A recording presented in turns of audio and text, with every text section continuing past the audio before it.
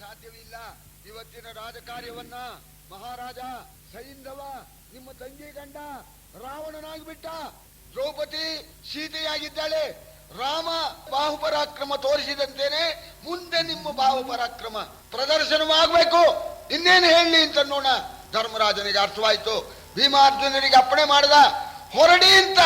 ಧರ್ಮರಾಜನ ಅಪ್ಪಣೆ ಆದ ಕೂಡ್ಲೇನೆ ಭೀಮಾರ್ಜುನರು ಹೊರಟ್ಬಿಟ್ರು ಸೈಂಧವನನ್ನ ಹಿಡಿಯೋದಕ್ಕೋಸ್ಕರ. ಹೇಳಲಮ್ಮೆವು ಜೀಯ ಸಿಂಧು ನೃಪಾಲ ದಶಮುಖನಾದನು, ಆ ಪಾಂಚಾಲೆ ಜಾನಕಿಯಾದನು. ಇಂದಿನ ರಾಜಕಾರ್ಯವಿದು ಮೇಲೆ ರಾಘವತನದ ತೋಟಿಯ ತೋಳ ಬಿಂಕವು ನಿಮ್ಮದೂಯನೆ. ನರಬಾಲನಾಜ್ಞೆಯಲಂದು ಹರಿದರು ಭೀಮ ಭನುಗುಣರು. 5 ರಿಪು ಮರಣ ಸಿದ್ಧಿಯ ಕೈದು ಮನೆಯಲ್ಲಿಹುದು. ಬೇಂಟೆಯ ಕೈದು ಕೈಯಲಿ ಸಮಯವಿಲ್ಲ ಮಹಾಸ್ತ್ರ ಕರುಷಣಗೆ. ಮೈದುನನ ಮೈಸರಸಕ್ಕೆ ಈ ಹುಲುಗೈದು ಸಾಲದೆ. ಮೈದುನನ ಮೈಸರಸಕಿ ಹುಲುಗೈದು ಸಾಲದೆ. ತಂಗಿ ದುಸ್ಸಳೆಯೈದೆತನ ಬಯಲಾಯ್ತೆನುತ ಬೆಂಬತ್ತಿದರು ಖಳನ. ಭೀಮಾರ್ಜುನರು ಹೊರಟ್ಕೊಡ್ಲೆ ಒಂದು ಯೋಚನೆ ಮಾಡಿದ್ರು. ಈಗಲೇ ನುಗ್ಗೋಣ ಅಂತಂದ್ರೆ ಶತ್ರುವಿನ ಮರಣಕ್ಕೆ ಕಾರಣವಾಗಿರ್ತಕ್ಕಂಥ ಅಸ್ತ್ರಗಳೆಲ್ಲ ಮನೆಯಲ್ಲೇ ಉಳ್ಕೊಂಡ್ಬಿಟ್ಟಿದೆ. ಮಹಾಸ್ತ್ರಗಳನ್ನ ಪ್ರಯೋಗ ಮಾಡೋಣ ಅಂದ್ರೆ ಬೇಟೆ ಆಡುತ್ತಾ ಇರೋಣದ್ರಿಂದ ಈ ಮೈಲಿಗೆಯಲ್ಲಿ ಮಂತ್ರಾಸ್ತ್ರವನ್ನ ಪ್ರಯೋಗ ಮಾಡೋದಕ್ಕೆ ಅವಕಾಶ ಇಲ್ಲ. ನಮ್ಮ ಹತ್ರ ಇರ್ತಕ್ಕಂಥ ಆಯುಧಗಳೆಲ್ಲವೂ ಹುಲಿ, ಈ ಜಿಂಕೆ, ಈ ಶಿಕಾರಿ ಆಯುಧ. ಏನು ಮಾಡೋದು ಅಂತ ಯೋಚನೆ ಮಾಡಿದ್ರಂತೆ. ಅದಕ್ಕೆ ಭೀಮಂದ, ಸಾಕಣ ಅರ್ಜುನ, ನಮ್ಮ ಬಾಬಾಜಿ ಇದಾನಲ್ಲ ಅವನ್ನ ಹೊಡೆಯೋದಕ್ಕೆ ಇದೇ ಸಾಕು.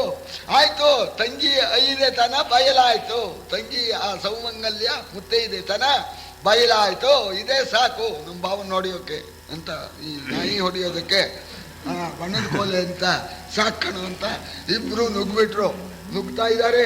ಅವನು ಹೋಗ್ತಾ ಇದ್ದಾನೆ. ಅವ ಹೇಗೆ ಓಡಿ ಹೋಗ್ಬಿಡೋಣ ಅಂತ ಹೋಗ್ತಾ ಇದ್ದಾನೆ. ದೂರದಲ್ಲಿ ಕಾಣಿಸಿದ್ನಂತೆ. ಕಂಡರಡವಿಯಲವನನು ಎಲವೋ ಭಂಡ ಫರ ಹೋಗದಿರನುತ ಕೈಕೊಂಡು ಸುರಿದರು ಸರಳನಾ ಪಿಂಗಳಿಯ ಸೇನೆಯಲಿ.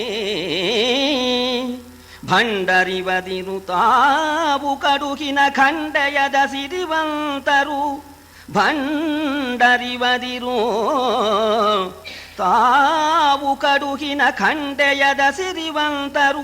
ಇವರುದ್ದಂಡ ಭಟರೆನುತ ಆ ಜಯದ್ರಥ ನಿಲ್ಲಿಸಿದನು ಬಲವ.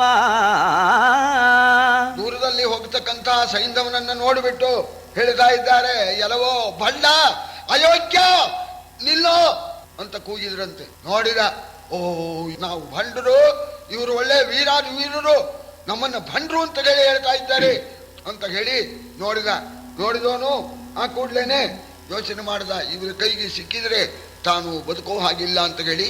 ಆಗ ಇವರು ಮುಂದಕ್ಕೆ ಬರದ ಹಾಗೆ ಬಲವನ್ನು ನಿಲ್ಲಿಸಿ, ಸ್ವಾರಸ್ಯ ಇದು, ಆ ಬಲದವರಿಗೆ ಹೇಳ್ತಾ ಇದ್ದಾನೆ, ಇವರು ಬಾಣ ಹೊಡೆದೇ ಬಿಟ್ಟಂತೆ, ನಿಲ್ಲೋ ಭಂಡ ಅಂತ ಬಾಣ ಹೊಡಿತಾ ಇದ್ದಾರೆ. ಆ ಬಾಣದ ಬರ್ತಕ್ಕ ರೀತಿ ನೋಡಿ ಹೆಸರು ಬಿಟ್ಟು ಇವರಿಗೆ ಅಡ್ಡಾಗಿ ತನ್ನ ಸೈನ್ಯ ಇಂದು ಹೇಳಿದ್ರಲ್ಲ ಎಷ್ಟೋ ಆನೆಗಳು ಇದು, ಆ ಬಲವನ್ನ ಅವರಿಗೆ ಅಡ್ಡಾಗಿ ನಿಲ್ಲಿಸಿಬಿಟ್ಟು ಅವರಿಗೆ ಹೇಳ್ತಾ ಇದ್ದಾನೆ, ಸೆರೆ ಸಹಿತ ತಾನೈದುವೆನು ನಿಜಪುರವ. ನೀವಾನುವುದು ಭೀಮನ ನಿರಿವುದು ಅರ್ಜುನನೊಡನೆ ನಿಮಗುಗ್ಗಡದ ಸಮರವಿದು. ಇರಿತ ಕಾಜದ ಸ್ವಾಮಿ ಕಾರ್ಯದ ಹೊರಗೆಯುಳ್ಳ ನವಾಯ ಬಿರುದಿನ ಮುರುಕವುಳ್ಳ ಭಟಾಳಿ ನಿಲುವುದು ತರೆವುದರಿ ಭಟರ. ಸೆರೆ ಸಮೇತವಾಗಿ ಸೆರೆ ಬಿಟ್ರೆ ಗೌರಕ್ಕೆ ಸುಮಾರು. ಸೆರೆ ಸಮೇತವಾಗಿ ಸಾರಥಿಗೆ ಹೇಳಿ, ವೇಗದಿಂದ ನಾನು ನಮ್ಮ ಸಿಂಧು ದೇಶಕ್ಕೆ ಹೋಗ್ಬಿಡ್ತೇನೆ, ನೀವು ಮಾತ್ರ ಭೀಮನ್ನ ತಡೀರಿ, ಅರ್ಜುನನ್ನ ಇರಿ, ಬಿಡಬೇಡಿ, ಪ್ರಾಣ ಹೋದ್ರು ಬಿಡಬೇಡಿ, ಸ್ವಾಮಿ ಕಾರ್ಯಕ್ಕಾಗಿ ಪ್ರಾಣ ಅರ್ಪಿಸ್ಬಿಡಿ, ಮುಂದೆ ಬಿಡಬೇಡಿ ಅವರನ್ನ ಅಂತ ಹೇಳಿದ್ದೋನು ದೌಡಾಯಿಸ್ಬಿಟ್ಟ ಅಂತ. ಇವರಿಗೆ ಉಪದೇಶ, ಸ್ವಾಮಿ ಕಾರ್ಯಕ್ಕಾಗಿ ಪ್ರಾಣ ಕೊಡಬೇಕು, ನಿಮಗೆಲ್ಲ ಸ್ವರ್ಗ ಸಿಗುತ್ತೆ ಅಂತ ಪ್ರೋತ್ಸಾಹ ಮಾಡಿ ಓಡಿದ್ದಾನೆ. ಎಂದು ವಾಘೆಯಕೊಂಡು ರಥವನು ಮುಂದೆ ದೂವಾಳಿಸಿದನು. ಇತ್ತಲು ಹಿಲ್ದ ನಿಂದುದು ಗಜರಥಾಶ್ವಪದಾತಿ ಚತುರಂಗ. ಇಂದು ವದನೆಯ ತೇರು ಹಾಯ್ದುದೆ, ಇಂದು ವದನೆಯ ತೇರು ಹಾಯ್ದುದೆ. ಮುಂದೆ ಹೊಳ್ಳುಗರಡ್ಡವಿಸಿದರೆ, ಅಡ್ಡವಿಸಿದರೆ ಹಿಂದೆ ಹೊಲ್ಲೆಕವೇನೆನುತ ಹೊಕ್ಕೆಚ್ಚನ ಪಾರ್ಥ. ದೌಡಾಯಿಸಿಬಿಟ್ಟ ರಥನ. ಸಾರಥಿಗೆ ಹೇಳ್ಬಿಟ್ಟು ಇವರು ನೋಡ್ತಾ ಇದ್ದಾರೆ, ರಥ ದೂರ ಹೋಗ್ತಾ ಇದೆ, ನಡುವೆ 4 ವಿಧವಾದ ಆನೆ, ಕುದುರೆ, ರಥಿಕರು, ಪದಾತಿಗಳ ಸೈನ್ಯ ನಿಲ್ಲಿಸಿಬಿಟ್ಟಿದ್ದಾನೆ. ಎಲ್ಲ ಇವನ ಇದನ್ನ ನಿಲ್ಲಿಸ್ಬಿಟ್ಟು ಪರಾರಿ ಆಗ್ತಾ ಇದೀಯಾ, ಏನ್ ನೋಡೋದು ಅಂತ ಭೀಮ ಒಂದ್ಸಲ ಗರ್ಜನೆ ಮಾಡಿದ. ಆ ಕೂಡ್ಲೇನೆ ಅರ್ಜುನ ಬಾಣಗಳನ್ನು ಹೂಡಿ 4 ವಿಧವಾದ ಸೈನ್ಯಕ್ಕೆ ಬಾಣ ಪ್ರಯೋಗ ಮಾಡ್ತಾ ಇದ್ದಾನೆ. ಭೀಮ ನೋಡಿದ, ನೀನು ಬಾಣಗಳಿಂದ ಕೆಲವು ಸಂಹಾರ ಮಾಡು, ನಾನು ಮುರಿದು ಮರನನು ಭೀಮನ ಹಿತರ ತುರುಬಿದನು. ಮಲೆತಾನೆಗಳ ಹೊಕ್ಕೆರಗಿದನು, ತುರುಗಿದನು ಭಟರಭ್ರದ ವಿಮಾನದಲ್ಲಿ. ಜುರಿತಡಗಿನ ಮಂಡೆಗಳ ಮಿದುಳಿನ ನಿರಿಗರುಳ ನೆನವಸೆಯ ಜಿನಿಯಲಿ ಮೆರೆದುದು. ಆ ಮರನು ಅಲ್ಲಿ ತಳಿತುದು ಹೂತುದೆಂಬಂತೆ. ಮರವನ್ನು ಮುರ್ಕೊಂಡು ಒಂದ್ ಕಡೆಯಿಂದ ಬಡಿದು ಹಾಕ್ತಾ ಇದ್ದಾನೆ, ಕೊಚ್ತಾ ಇದ್ದಾನೆ, ಕತ್ತರಿಸ್ತಾ ಇದ್ದಾನೆ ಅರ್ಜುನ. ಏನು ಆ ರಕ್ತ ಮಾಂಸಗಳು ಎಲ್ಲ ಚಿಮ್ಮಿ ಬಿಡ್ತಂತೆ. ಆಕಾಶದಲ್ಲಿರ್ತಕ್ಕ ವಿಮಾನದವರೆಗೂ ಆ ರಕ್ತ ಮಾಂಸಗಳು ಚೆಲ್ತಾ ಇದೆಯಂತೆ. ಅಲ್ಲಿರ್ತಕ್ಕಂಥ ದೊಡ್ಡ ದೊಡ್ಡ ಮರಗಳ ಮೇಲೆಲ್ಲ ಮಾಂಸ ರಕ್ತ ಹೋಗಿ ಅಲ್ಲಿ ಸೇರ್ಕೊಂಡ್ಬಿಟ್ಟು ದೂರದಿಂದ ನೋಡಿದವರಿಗೆ ಹೂ ಬಿಟ್ಟಿದೆ ಅನ್ನೋ ಹಾಗೆ ಕಾಣಿಸ್ತಾ ಇದೆಯಂತೆ. ಆ ಪ್ರಕಾರವಾಗಿ ಎಲ್ಲರನ್ನು ಕೂಡ ನಾಶ ಮಾಡಿಬಿಟ್ಟಿದ್ದಾರೆ ಭೀಮಾರ್ಜುನರು. ಸಾಯ ಸಾವತಿ ಬಲರನೆಲ್ಲರ ಕಾಯಲಿರಿಸಿದ ಭಟರ ತಲೆಗಳು ಬೀಯವಾದುವು. ಮತ್ತೆ ರಪಣವ ತೋರಿ ಸಾರಣಕ್ಕೆ ರಾಯರಂಗವನೆತ್ತಬಲ್ಲ. ನಿಜಾಯುಧವ ಹಿಡಿ ನಿನ್ನ ಬಿರುದಿನ ಬಾಯಲೆರು ಎರೆವುದು ಮಧುವನು ಎನುತ ಉರವಣಿಸಿದನು ಭೀಮ. ಸಾಯಲಾರದೆ ಸುಭಟ ವರ್ಗವ ಕಾಯಲಿರಿಸಿದೆ. ಎಲ್ಲರನ್ನು ಬಡಿದ್ಬಿಟ್ರು. ಬಡಿದ್ಬಿಟ್ಟು ಮುಂದಕ್ಕೆ ಹೋದ್ರು ಭೀಮಾರ್ಜುನರು. ಅರ್ಜುನಿಗಿಂತ ಮುಂದಿದ್ದಾನು ಭೀಮ. ಕೂಗಿ ಹೇಳಿದಂತೆ ಸಾಯಬೇಕಾಗತ್ತೆ ಅಂತ ಹೇಳಿ ವೀರಾದಿ ವೀರರನ್ನೆಲ್ಲ ಅಡ್ಡ ಹಾಕಿ ತಪ್ಪಿಸ್ಕೊಂಡು ಹೋಗ್ತಾ ಇದೀಯ. ಎಲ್ಲ ಹೋದ್ರು. ಈಗಲಾದರೂ ಕೂಡ ನಿನ್ನ ಕ್ಷತ್ರಿಯತನವನ್ನ ತೋರ್ಸೋ, ಹೀಗೆ ಹೇಳಿಯಂತೆ ಓಡಿ ಹೋಗ್ಬೇಡ. ಇನ್ಯಾರೂ ಇಲ್ಲ, ಅಥವಾ ಬೇರೆ ಸೈನ್ಯ ಕಳಿಸು, ಅವರನ್ನ ನಾಶ ಮಾಡ್ತೇವೆ. ಇನ್ಯಾರೂ ಇಲ್ಲ. ಈಗಲಾದರೂ ಕೂಡ ಕ್ಷಾತ್ರ ಧರ್ಮವನ್ನ ಅನುಸರಿಸಿಬಿಟ್ಟು ಹಿಡಿಯೋ ಆಯುಧಾನ. ನಿನ್ನ ಬಾಯಿಗೆ ಜೇನುತುಪ್ಪ ಹಾಕ್ತೀನಿ ಕಣೋ, ಹಿಡಿಯೋ ಕ್ಷತ್ರಿಯ ಧರ್ಮ ಪಾಲಿಸೋ. ಈಗ ಎಲ್ಲರನ್ನು ಇಟ್ಟೆ, ಅವರೆಲ್ಲ ಸತ್ರು. ಈಗ ಉಳ್ಕೊಂಡಿರೋ ನೀನು ಏನ್ ಹೇಳ್ತೀಯ? ಹಿಡಿ ಕ್ಷತ್ರಿಯ ಧರ್ಮ, ಹಿಡಿಯೋ ಆಯುಧ ಹಿಡಿಯೋ, ನಿನ್ನ ಬಾಯಿಗೆ ಜೇನುತುಪ್ಪ ಹಾಕ್ತೇನೆ ಅಂತ ಹೇಳಿ ಭೀಮಸೇನ ಹತ್ತಿರಕ್ಕೆ ಬಂದಿದ್ದಾನೆ. ಧನುವ ಕೊಂಡನು ಸರಳ ಸಾರದಲ ನಿಲ ಜನ ಮುಸುಕಿದನು. ಪಾರ್ಥನ ಮೊನೆಗಣೆಯ ತರಿದೊಟ್ಟಿ ಬೊಬ್ಬಿರಿದನು ಜಯದ್ರಥನು. ತನಗೆ ಸೈಂಧವನ ಬೆಂಗಾಹಿನ ಭಟರು ಭಾರಣೆಯಲೊದಗಿದರು. ತನಗೆ ಸೈಂಧವನ ಬೆಂಗಾಹಿನ ಭಟರು ಭಾರಣೆಯಲೊದಗಿದರು.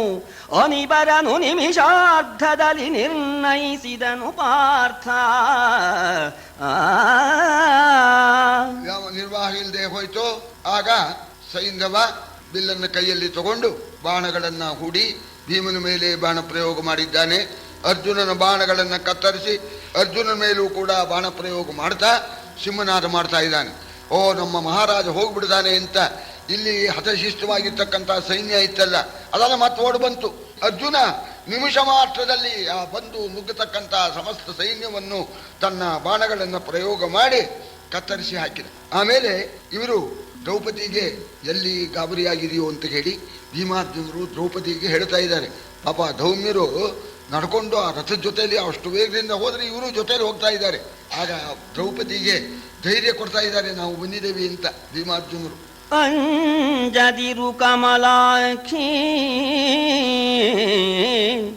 ನೀನಂಜದಿರು ಕಮಲಾಕ್ಷಿ ಧೌಮ್ಯ ನಿರಂಜನನು ನಿನಗಿಂದು ಸುತಿಪ ವಿಪಂಜರವಲಾಯನುತ ಹಾಯ್ದನು ಪವನ ಸುದರಥಗೆ. ಕುಂಜರನು ಕೈಯಿಕ್ಕೆ ನಿಲುಕದೆ ಕಂಜವನವು ಕುಂಜರನು ಕೈಯಿಕ್ಕೆ ನಿಲುಕದೆ ಕಂಜವನವು ಅನಿಲ ಜನ ಜಾಡಿಯ ಜಂಜರಕ್ಕೆ ದಿಟ್ಟನೆ ಜಯದ್ರಥನು ಅರಸ ಕೇಳೆಲ್ಲ. ಭೀಮನೇ ಹೇಳತಕ್ಕ ಮಾತು, ಅಂಜದಿರು ಕಮಲಾಕ್ಷಿ. ಕಮಲಾಕ್ಷಿ ಕಮಲನಯನೇ ದ್ರೌಪದಿ ಹೆದರಬೇಡ. ಯಾಕೆಂದ್ರೆ ನಾವು ಇಲ್ಲದೆ ಇದ್ರು ಕೂಡ ಧೌಮ್ಯ ನಿರಂಜನನು, ನಿರಂಜನ ಅಂದ್ರೆ ಪರಮಾತ್ಮ ಅಂತ, ಧೌಮ್ಯ ಪರಮಾತ್ಮ ಅವನು ವೇದಗಳೆಂಬತಕ್ಕಂಥ ಆ ವಜ್ರ ಪಂಜರದಲ್ಲಿ ನಿನ್ನನ್ನು ಇರಿಸಿದಂತೇನೆ ಆ ರಕ್ಷೋಗ್ನ ಸೂಕ್ತಗಳನ್ನೆಲ್ಲ ಹೇಳಿ ನಿನ್ನನ್ನ ಕಾಪಾಡ್ತಾ ಇದ್ದಾನೆ. ವೇದಗಳೆಂಬತಕ್ಕ ಆ ವಜ್ರ ಪಂಜರ ಅವುಗಳಿಂದ ನಿನ್ನನ್ನ ಕಾಪಾಡ್ತಾ ಇದ್ದಾನೆ. ಅರ್ಜುನ ಹಿಂದಿದ್ದಾನೆ, ಭೀಮ ಮುಂದಿದ್ದಾನೆ. ಅಣ್ಣ ಏನ್ ನೋಡ್ತೀಯ, ಅವನ ರಥದಿಂದ ಮುಂಚೆ ಕೆಳಗೆ ಹೇಳಿ, ನಮ್ಮ ಧೌಮ್ಯರ ರಥ ಹತ್ಲಿ, ಪಾಪ ನಡ್ಕೊಂಡು ಹೋಗ್ತಾ ಇದ್ದಾರೆ, ಅವನ್ ಕೆಳಗೆ ಹೇಳಿ ಧೌಮ್ಯರ ಮೇಲೆ ಹತ್ಬಿಟ್ಟು ರಥ ನಡೆಸ್ಕೊಂಡು ಹೋಗ್ಲಿ, ದ್ರೌಪದಿ ಕರ್ಕೊಂಡು ಹೇಳಿ ಅಂತ ನೋಡ. ಎಳಿಬೇಕು ಅಂತ ಬಂದ, ಕೈ ನೀಡಿದ್ದಂತೆ ರಥದ ಮೇಲೆ ಕೂತಿದ್ದಾನ ಅವನು ಸೈಂಧವ, ಅವನ ನೆಲಕ್ಕೆ ಎಳಿಬೇಕು ಅಂತ ಕೈ ಇಟ್ಟ. ಕುಂಜರನು ಕೈ ಇಕ್ಕೆ ಆನೆ ಸೊಂಡ್ಲು ಚಾಚಿದಾಗ ಕಮಲ ಸಿಗದೆ ಹೋಗುತ್ತೆ ಅಂತ ಇವನು ಕೈ ಇಟ್ಟ ಮೇಲೆ ಅದಕ್ಕೆ ಚ್ಯುತಿ ಉಂಟೆ ಅಂತ ಭೀಮಸೇನ ಕೈ ಇಟ್ಟ ಮೇಲೆ ಚ್ಯುತಿ ಉಂಟೆ ಅನ್ನೋದಕ್ಕೆ ಕುಂಜರನು ಕೈ ಇಕ್ಕೆ ಕಂಜ ಅಂದ್ರೆ ಕಮಲ ಸಿಗದೆ ಹೋಗುತ್ತೆ ಅಂತ ಕೈ ಇಟ್ಟಂತೆ. ಕೈ ಇಡೋಣ ಅವನಿಗೆ ಗಾಬರಿ ಆಗ್ಬಿಡ್ತು. ಗಾಬರಿಯಾಗಿ ಈಗ ನಾನು ಸುಮ್ಮನೆ ಇದ್ಬಿಟ್ರೆ ನನ್ನನ್ನು ಎಳೆದು ಬಿಡ್ತಾನೆ ಅಂತ ಹೇಳಿ ಅವೇನ್ ಮಾಡ್ದ, ರಥದ ಮೇಲೆ ಇದ್ದವನು ಸೆಳೆದಡಾಯುಧವ ಆತನೀತನ ನಿಲುಕಿ ಹೊಯ್ದನು. ದಂಡೆಯಿಂದದ ಕಳಚಿ ಮಾರುತಿ ಹೊಕ್ಕಡೆ ಅವ ಚಿಮ್ಮಿದನು ಚೀಲಯವ.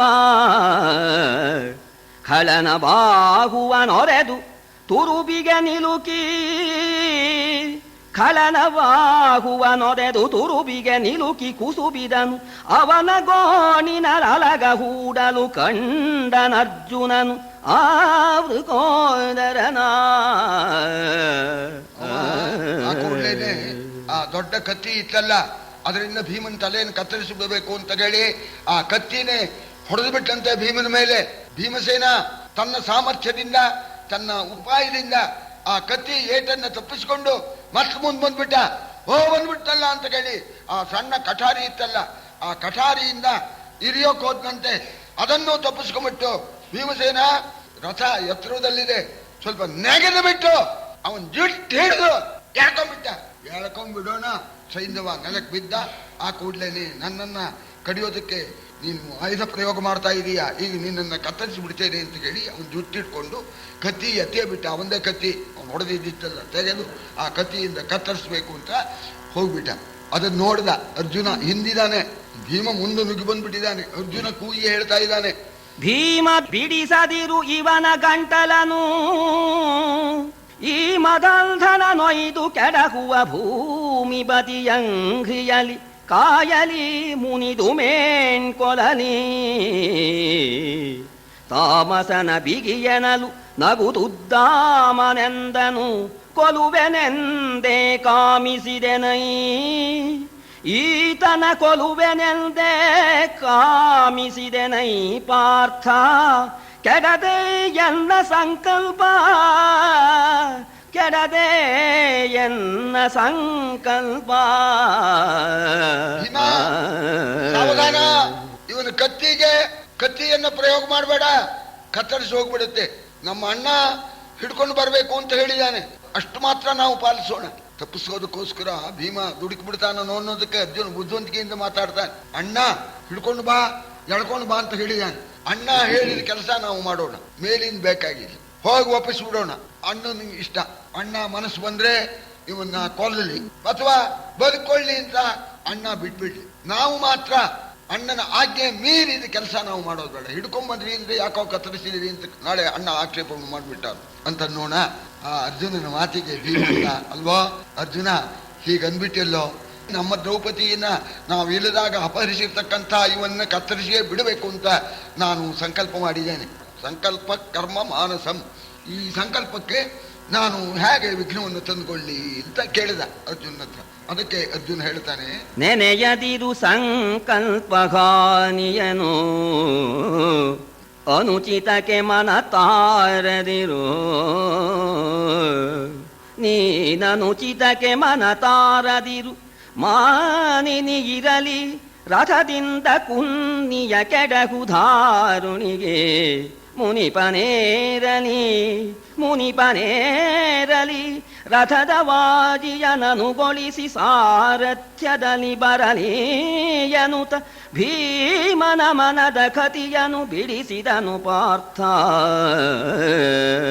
ಸಂಕಲ್ಪ ಹಾನಿಯಾಗತ್ತೆ ಅಂತ ಅಣ್ಣ ಯೋಚನೆ ಮಾಡಬೇಡ, ಅಣ್ಣ ಏನು ಬೇಕಾದ್ರೂ ಮಾಡ್ಕೊಳ್ಳಿ, ಅವ್ನ ರಥದ ಮೇಲೆ ಇರೋದು ನೋಡಿ ನಂಗೆ ಸಂಕಟ ಆಗ್ತಾ ಇದೆ, ಕೆಳಕ್ಕೆ ಎಳೆ ಅವನನ್ನ ಅಂತ ಹೇಳಿ ನಮ್ಮ ಧೂಮ್ಯರು ರಥವನ್ನ ಏರಿ ಅವರೇ ಸಾರಥಿಯಾಗಿ ದ್ರೌಪದಿಯನ್ನು ಕರ್ಕೊಂಡು ಆ ರಥದ ಮೇಲೆ ನಮ್ಮ ಧೂಮ್ಯರು ಹೋಗಲಿ ಅಂತ ಹೇಳೋಣ.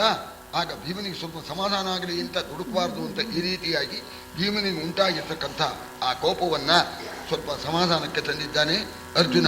ಎಳಿ ಕೆಳಕ್ಕೆ ನೋಣ ಎಳೆದು ಬಿಟ್ಟು ವೈದಿ ಬಾಹುದ್ವಯವ ಬದ್ದುಗೆ ದಾರಲಲಿ ಕಟ್ಟಿದನೋ, ನಾರೀ ಚೋರ ನಡೆ ನಡೆಯನು ತತಿವಿದನು ಬಿಲ್ಲ ಕೊಪ್ಪಿನಲಿ, ಕೌರವೇಂದ್ರನ ಮತವೋ ಇದು ಕೌರವೇಂದ್ರನ ಮತವೋ, ನಿನ್ನ ವಿಕಾರವೋ ಹೆಂಗಳ್ಳ ವಿದ್ಯೆಯನಾರು ಕಲಿಸಿದರು ಎನ್ನುತ್ತ ತಂದರು ಧರ್ಮ ಜನ ಹೊರೆಗೆ. ರಥದಿಂದ ಕೆಡವು ಬಿಟ್ಟು ಅವನ ಎರಡೂ ತೋಳನ್ನ ಅವನ ಸೊಂಟದ ಪಟ್ಟಿ ಇತ್ತಲ್ಲ ಆ ಚರ್ಮದ್ದು ಅದನ್ನು ಬಿಚ್ಚಿ ಅದರಿಂದಲೇ ಕಟ್ಬಿಟ್ಟು ತನ್ನ ಬಿಲ್ಲಿನ ತುದಿಯಿಂದ ನಾರೀಚೇರ ಹೆಂಗಳ್ಳ ಹೋಗೋ ಹೋಗೋ ಅಂತ ತಿವಿತಾ ಇದ್ದಾನೆ. ಯಾರ ಹೇಳ್ಕೊಟ್ರು ಈ ವಿದ್ಯಾನ? ಏನು ನಿಮ್ಮ ಭಾವಂದ ಸ್ವಂತದ್ದ? ಭಾವ ಅಂದ್ರೆ ದುರ್ಯೋಧನ. ಇದು ಯಾರ ವಿದ್ಯೆ? ಕೌರವೇಂದ್ರನ ವಿದ್ಯೆನೋ ಅಥವಾ ನಿನ್ನ ವಿದ್ಯೆನೋ? ಈ ಹೆಂಗಳ್ಳ ವಿದ್ಯೆನ, ಹೆಂಗಸರನ್ನ ಗಂಡಸರು ಇಲ್ಲೇ ಇದ್ದಾಗ ಹೋಗಿ ಕರೀತಕ್ಕಂಥ ವಿದ್ಯೆನ ಯಾರು ಹೇಳ್ಕೊಟ್ರು ಅಂತ ತಿವಿದು ಬಿಲ್ಲಿನ ತುದಿಯಿಂದ ತಿವಿದು ಹೇಳ್ಕೊಂಡು ಪರ್ಣಶಾಲೆಯಲ್ಲಿ ಕೂತಿದ್ದಾನೆ ಧರ್ಮರಾಜನ ಉದ್ದಕ್ಕೆ ಕರ್ಕೊಂಡು ಬಂದಿದ್ದಾರೆ. ಸಿಂಧು ಭೂಪನಲ